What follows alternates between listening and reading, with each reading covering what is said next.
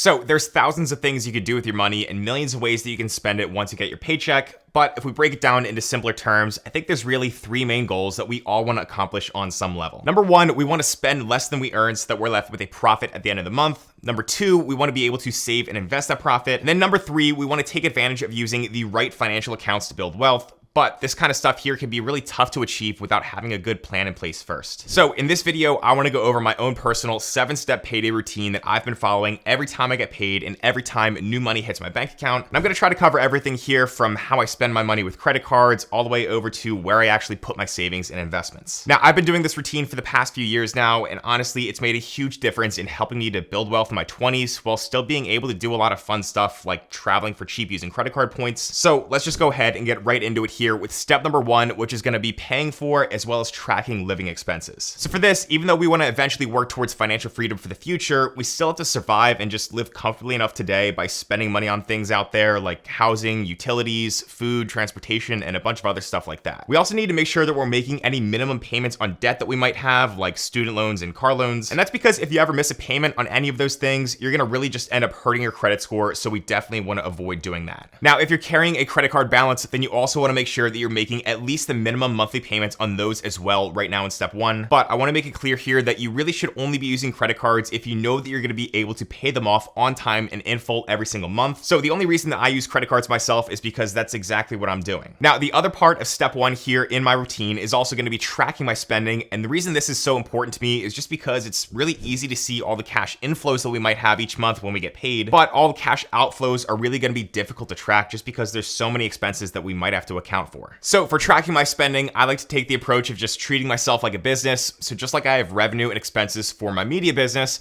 I also look at my personal income versus my personal expenses the same way here, where I'm just trying to make sure that I'm not spending more than I'm earning. To do this, I set targets for different expense categories at the very beginning of every single month using a budgeting template that I created. That way I could just see exactly what I expect to spend. And then throughout the month, I go back into this budget and just enter in my expenses into the spreadsheet. That way I can see if I'm still within those targets. Also, a quick side note here, but I made another video where I dove into a lot more detail about how I use this whole budgeting template and my whole budgeting process. So there's a free download to that template as well if you want to go ahead and check it out. I'll make sure to leave a link down below, but yeah, that's there if you want it. Now, I use my credit cards here to help out with this whole budgeting process just because they make things super easy for me to log in and then view all my transactions in one place where they're nice and organized. And then the idea here is that because I'm just planning out my spending and because I've been doing this for several years now, I know my normal spending habits pretty well. So I'm just spending money that I know I was already going to spend anyway, and then what I'm doing is strategically using certain credit cards to earn the most points and miles in return. For this, I like to either put almost all my expenses on one single credit card if it's a new card and I'm working towards a sign-up bonus, or if I'm not working towards a sign-up bonus, then I just got a really good core credit card setup where each spending category of my budget just has a certain credit card that again is going to earn me the maximum number of points per dollar spent. Like I said, I'm always very careful to just pay off my balances on time and in full every single month so that I've never paid a penny of interest in my 8 years of using credit cards. And then I'm able to later leverage my credit card points to redeem for travel where my fiance and I can fly and stay in hotels for a much lower out-of-pocket cost than if we didn't use credit cards. Now, a big reason that we've never accidentally fallen into credit card debt by doing this kind of stuff is because I really prioritized step number 2 in my whole paycheck routine very early on. So I want to talk about that next here because that step is going to be building an emergency fund. So life is always full of surprises like having to buy new tires, taking your dog to the animal hospital, or maybe having a medical emergency of your own. And because there's no avoiding the financial cost of these surprises, it's really important to just plan for them before they actually happen. Now, building an emergency fund is basically just meant to act as a money cushion that's kind of there if you need it, instead of you having to go further into debt just to finance any of these unexpected things. So for me, having the right amount of money in my emergency fund is something that again was always a top priority to me, especially if I wanted to go and play the whole credit card game responsibly. The amount of money to keep in your emergency fund is something that's up to you, but I would start with getting at least 1 month's worth of expenses saved up first. So with every paycheck that I got very early in my career, once my basic needs were covered, then I was just setting aside all extra cash in a high yield savings account until I reached 1 month worth of expenses. After that, I felt more comfortable putting my money in some of the other places that we'll talk about next year. But even after getting just 1 month of expenses saved up, I still kept saving more and more cash over in my emergency fund until I reached around 3 to 6 months worth of expenses, which I think is a good amount of savings. That's kind of a sweet spot that most people should aim for. Again, the idea here is that those savings are really meant to act as sort of an insurance policy in case a one-time unexpected expense pops up, or even if you get laid off from your job or something like that. That way you're not really relying on credit card debt or personal loans to finance your life, and you're just able to keep moving forward and not moving backward in building wealth. Now, personally, I actually took this kind of to the extreme, and I really cut down my expenses and even did some side hustles and stuff like that to generate more income, and I saved up close to 12 months worth of expenses in my own emergency fund. And the reason for that is because I wanted to eventually quit my job to pursue my own business, which I did in early 2022. That's a pretty risky thing to do, so I'd say the riskier your income situation is, or the more people who depend on your income, then the larger you're going to want to make your emergency fund. Now again, I'd recommend keeping this money in a high yield savings account of some sort, so that way you can just quickly access it if you ever need to, but just make sure the account is FDIC insured and pays interest at a competitive rate. So personally, I've been using SoFi for the past few years, but there's also a lot of other really good high yield accounts out there from banks like Ally, Capital One, American Express, and plenty of others. So I'll go ahead and leave some links down below to my favorite accounts if you want to go ahead and check them out. Now after that, we can move on to step number 3 here that I took advantage of a whole lot when I was working my corporate job, and that is going to be getting a 401k match from your employer. So 401k is just a retirement account here in the US that's offered by companies, which can have a few different tax advantages when you contribute to them. But the most important thing here in step number 3 is not only contributing to this account, but contributing to take full advantage of whatever 401k match might be offered by the company that you work for. An example of this is that your employer might say, hey, if you add money to your 401k, we're going to give you a little bonus to help you out there by just matching your contributions up to 5% of your salary. So if you have a $100,000 per year salary, just to keep the numbers easy here, and if you set up your contributions to be 5% of that salary to take full advantage of this company match, then that's going to be $5,000 per year that you're contributing, and then another $5,000 per year that your company is contributing. Essentially, that's going to be a 100% immediate return that you're able to get there just by taking advantage of this match. So definitely do not miss out on this, because I know it took me like 6 months to set up my own 401k after I started my first job out of college, but this is literally just free money here that you're leaving on the table if you don't get this match. Plus, again, there's a bunch of tax benefits to 401ks anyway. Now, you could definitely contribute more to your 401k than whatever your company match might be, and we'll talk more about that in a minute. But in my paycheck routine here, there's still going to be another thing that I think you should do first before you do that. So for step number 4, we're going to pay off any high interest debt. Now, in my opinion, steps 1 and 2 here in this video are all about setting yourself up for success with your financial goals, because it's just really good advice to spend less than you earn, and it's also good advice to have an emergency fund to avoid falling into bad debt. But then with step 3 of getting the whole 401k match, we're starting to look at optimizing things based on how the math actually works out. So again, we can get essentially a 100% return if our employer is doing a dollar for dollar match up to a certain amount of our salary. But now with paying off high interest debt, for every single dollar that we owe and we pay off early, we're going to be effectively getting a return at whatever interest rate that debt has. This return by paying off debt is going to be generated by actually saving money on interest here instead of earning money like we normally would with any other investment. So for example, if we have a $2,000 balance that we've been carrying on a credit card and that card has an APR of 25%, then for each dollar that we're paying off from that balance there, we're going to be saving on interest at a rate of 25%. So even if you can only just manage to pay off a small amount of that high interest debt a few dollars at a time, you're still going to be getting a great return on your money, and that's also a guaranteed return. And there's a couple of ways to do this. The best way mathematically is called the avalanche method, where you basically just lay out all your debt and then attack whatever account has the highest interest rate first. And again, that's because that's going to be saving you the most money in terms of interest. But you can also do what's called the snowball method by laying out all your debt and then attacking whatever account has the smallest balance first. And this might give you more of a psychological boost just by seeing your debts paid off one by one if you have multiple balances. No matter what though, just get started by paying down any high interest debt that you might have that's anywhere over at least 8% or so. And then once you've done that, you can move on to step number 5 next here, which is going to be to invest in other accounts. Now, I'm saying other accounts here for this video just because there's going to be a lot of options out there, and it really just depends on your own situation.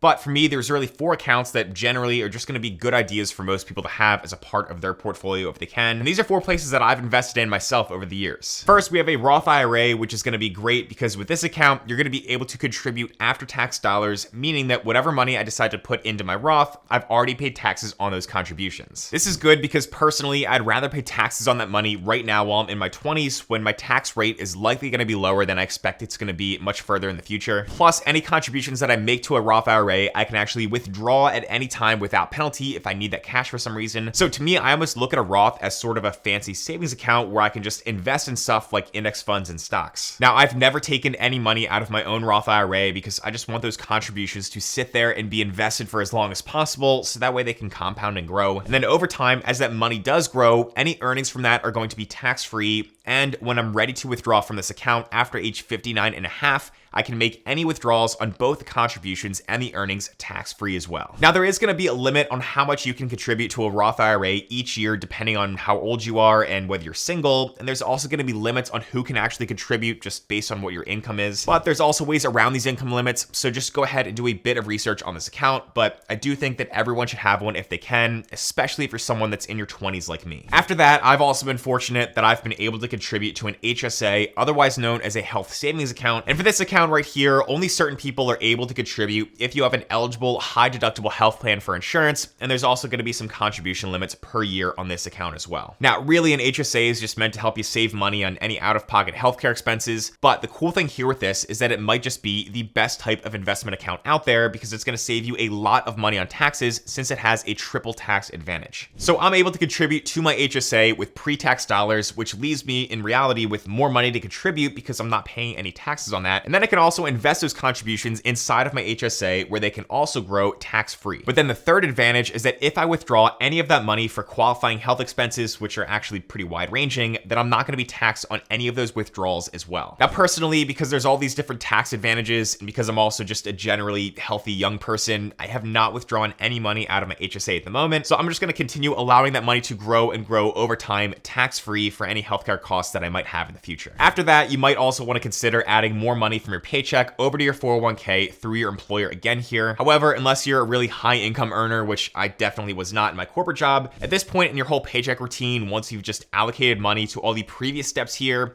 you might want to think about how much money you actually want to lock up inside your 401k. So even though you can lower your taxable income by contributing more and more to your 401k, you're also kind of sacrificing the liquidity of your money at the same time. And that's because when you contribute money to your 401k, you're basically tying that money up inside of this account, which you really can't access until you're closer to retirement without paying an early withdrawal penalty. So in my opinion here, definitely max out that whole 401k company match by contributing whatever you have to get that. But then after that, start looking at the Roth IRA and HSA first, and then maybe consider adding just a little bit more to your 401k depending on what your whole income is. But after that, I think looking at a traditional brokerage account is also another good option here. I've actually been contributing just a little bit more to my brokerage account lately ever since I became self-employed because obviously now I can't take advantage of a normal 401k, but there are going to be some other options out there for self-employed people that can sort of replace a 401k, so I'm also actively exploring some of those options right now, and I'm also excited for that. All right, now step 6 and step 7 here are actually going to be kind of connected, but to me, I think they're a really good way to sort of finish up my whole paycheck routine with some fun stuff that actually matters a whole lot. So step number 6 is going to be invest in yourself, and then step number 7 is to invest in savings buckets. Now, with any money that you might have left over from your paycheck, I definitely think the smart move and the next best place to invest is in things like skills and knowledge for yourself. So that means buying books and buying audiobooks and then spending time consuming those. But that can also mean just trying out new things, new businesses, and new side hustles as well if you can. Even if you're not trying to grow a business or anything like that, I still think that everyone should actively be trying to grow as a person. And early on for me, after I started working full time and getting my paychecks, I was really just trying to funnel any leftover money that I might have had from my paychecks back into trying different online businesses and